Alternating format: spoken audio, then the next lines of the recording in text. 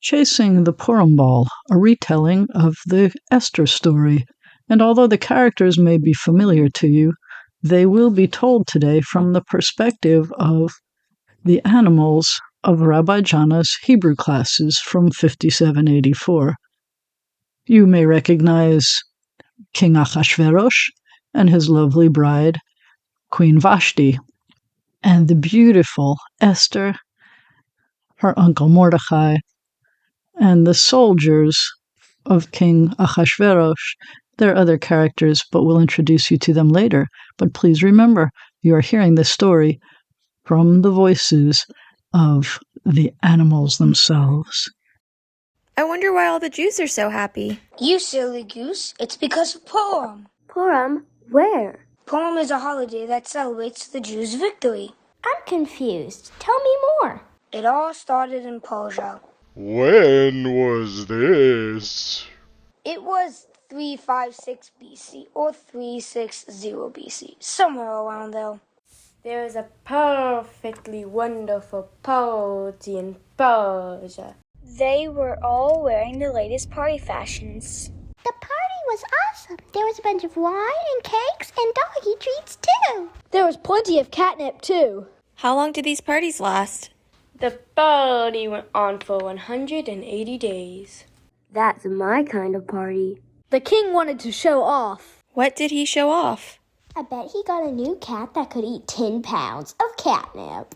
I don't think that happened. What did happen? King Ahasuerus asked Vashti to show off to a guest wearing her crown. Please don't tell me he meant she was supposed to be wearing just her crown. Utterly ridiculous. Of course she didn't. She didn't, and she got banished. Now the king needs a new queen. They should have picked me. Yeah, that didn't happen. The woman he has chosen was Esther. Who is Esther? She was obviously beautiful and well dressed. She was a young Jewish woman who lived with her uncle Mordecai. Who? Me? My name is Mordecai.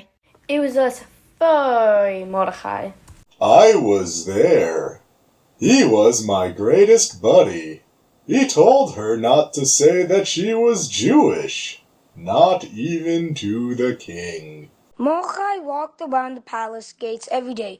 One time he heard two guards. Ordering more treats. No, plotting to kill the king. That's dark. What did the non-furry Mordecai do? Hopefully he found a way to tell the king. He did, and the king wrote about it in a special book. How Mordecai Ordered more treats. That was cool. No, the king wrote about how Mordecai saved his life. What about that other guy? The guy whose name shall not be mentioned? You mean Haman? What about him? It's hard to believe, but the king made him prime minister. He made a law that everyone had to bow to him. How perfectly rude. But of course, Mordecai, because he was Jewish, he didn't bow down to him. So the evil guy decided to kill all the Jews. Mordecai wore sad clothes and wanted Esther to wear sad clothes too. Mordecai told Esther she had to speak to the king to help stop her people being killed. Like that's gonna happen. She would get killed if he didn't call her first. So what did she do? She came up with the perfect plan to talk to the king. She invited him to a party. Were there treats? Did somebody say party? Did she invite Haman? We are not mentioning him, remember? It was a crazy awesome party, and afterward, the king couldn't sleep. He must have eaten too many biscuits. They read to the king from that boring book of things that happened to him. What part did they read? They read the part that said Mordecai saved the king from the soldiers. The king realized he didn't do anything to reward Mordecai yet. So don't tell me that the king asked for a suggestion from Haman? Actually, that is what happened, and the king made Mordecai got parade around in the town wearing the best clothes on his best horse. Don't tell me Mordecai was led around town by Haman? It sounds like it was time for another party. Perfect time for a party. Time to wear fancy clothes again. Food? Food? What did they serve? Would say food. Oh yeah, time for more food. Everyone was having a great time.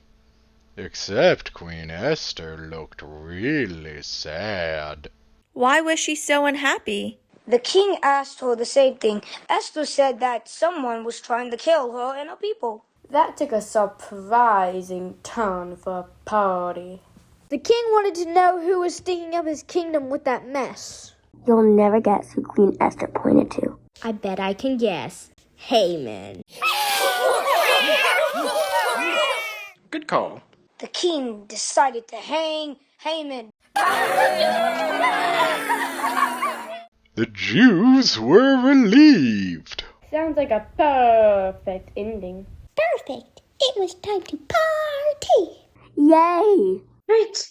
So is that the end of the story? Ooh, I love sniffing ends. Well, that's why Jews celebrate Purim every year. And get dressed up in costumes every year. And that's how cats took over the world.